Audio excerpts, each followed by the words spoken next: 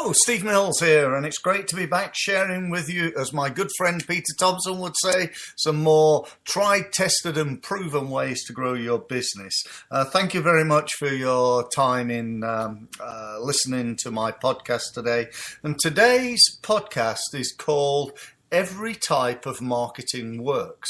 It's a little bit of a provocative thing because I'm sure, like me, you've implemented marketing that hasn't worked. But my actual belief is that every type of marketing works, but also every type of poor marketing doesn't work. And my message really is about you really need to get good at marketing in order to grow your business. Now, there's immediately a problem with this, and that problem is, how many different ways are there right now of marketing a business? And the truth is, I don't know how many, but I would estimate there are probably over 1,000 different ways that you could market your business right now. And, if you took advertising and broke that down into probably 10,000 different ways of advertising. So there are many, many different things that you could do. But one of the mistakes that I see that businesses do is I'll use Facebook pay-per-click advertising as an example. So they hear about pay-per-click advertising, they think, oh, well, that sounds good. And they know Facebook, and they've, maybe had somebody phone them up and tell them how great Facebook advertising is and how they should use it and how cost effective it is and how, you only pay if people click. So if it doesn't work, it doesn't cost you any money and all those great things. And so they think, right, okay, I'm going to give that a go. It sounds fantastic. So what do? They go in there, they try and work out how to set an advert up. And it's reasonably easy. Follow the directions that Facebook provide you with, and you can go through and upload a picture and do the words and link it to your website and so on and so forth. And then, comes a day where you've got all your ad done and everything, and you launch your advert. And that's adverts out there, and it's working, it's on Facebook. And normally what happens then is at some point in the next couple of weeks or couple of months, having just basically set your advert up and left it there, you make a decision about it. And that decision is often that, well, this is not working, and so I'm going to do something else. Facebook advertising doesn't work. And, I cannot believe how many times I've heard, this type of advertising doesn't work in our industry. Google pay-per-click doesn't work in our industry. SEO doesn't work for us. Email marketing, that doesn't work. That's old-fashioned now. It doesn't work anymore in our industry. And yet often there's a company just down the road doing exactly the same thing, making a fortune from it.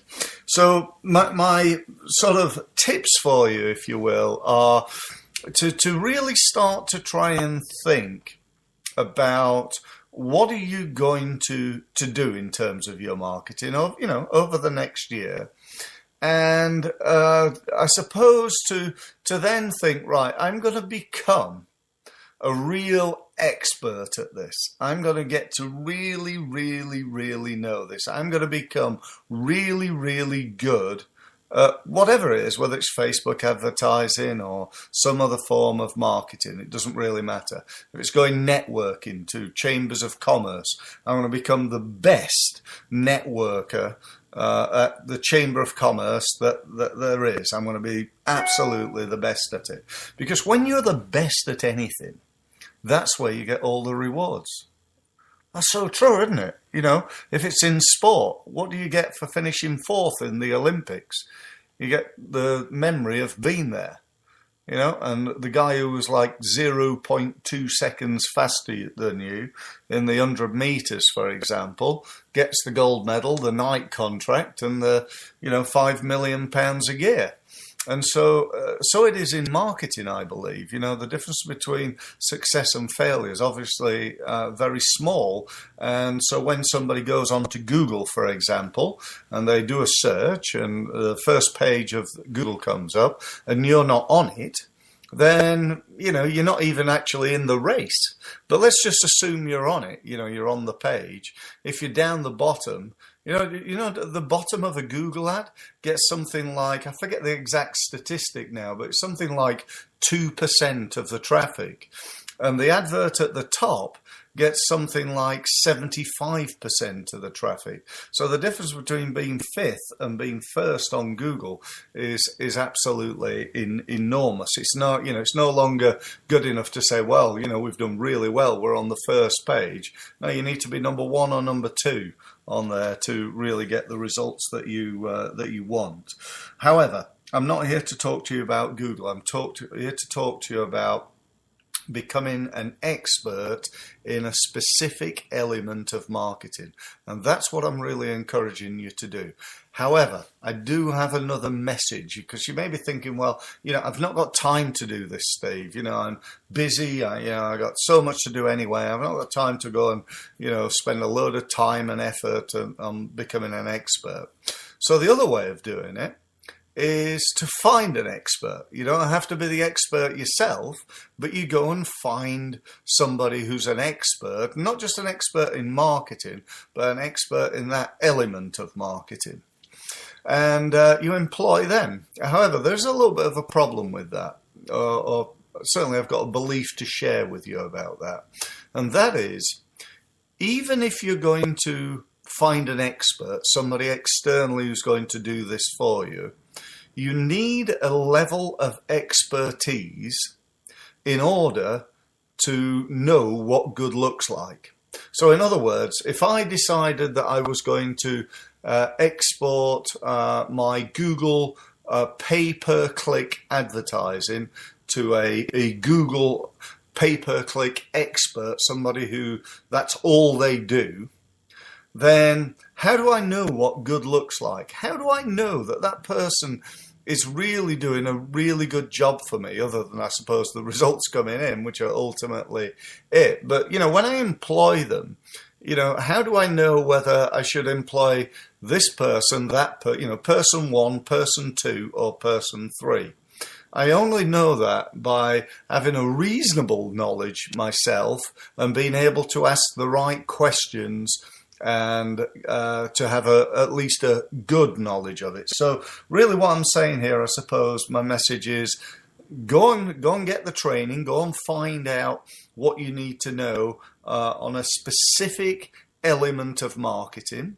Okay, so if it's email marketing, go and find somebody who's really good at that and get some training in it. If you don't want to do that, then get yourself some reasonable knowledge and then go and find somebody who is. Now, you may be thinking, well, this is fairly obvious, Steve, but what I can tell you is, based on my nearly 30 years, 26 years, something like that, in business, is that so many small businesses don't do that. They go into it, they give it a little try, it doesn't work, and they flitter around like butterflies going from one marketing thing to another. Okay, so stick at it. Stick at your marketing. Decide what you're going to do. Become an expert in it, and do it again and again and again. And then just crank it up. Now, let me be clear here. That doesn't mean you only do one form of marketing, because, as I've said in previous podcasts, one of anything is dangerous. One way of marketing is dangerous. If you just rely on Google pay-per-click advertising and you do something accidentally to contravene their regulations, they can just ban you, and all of a sudden all your business disappears. If you do something from an email marketing point of view and your domain gets blacklisted, and all of a sudden all the delivery of your email is just not happening, that again can really affect you. If you're a member of a networking organization and that organization falls, or a competitor emerges from it, again, that can have big implications for your business. So set up one thing, become really good at it, make sure it works, measure it, obviously, and then set up another element of marketing, and then another, then another, then another, so that you build this business on multiple streams of income, or multiple marketing pillars, if you will, And that's my message, really. So, I hope you do that. I hope you take action, because action is the key, as we all know. I really, try to encourage everybody who listens to my podcast to not go, "Oh, that was interesting, Steve. Yeah, I really enjoyed your talk." But to take action, because listening to my podcast, you've just spent, as I'm looking now, you've spent 10 minutes and 22 seconds on my timer here. And that is a total and utter waste of time until and unless you take action as a result. So, action is the key. Massive action produces massive results. A little bit of action produces a little bit of results. So I'm hoping you're going to take massive action.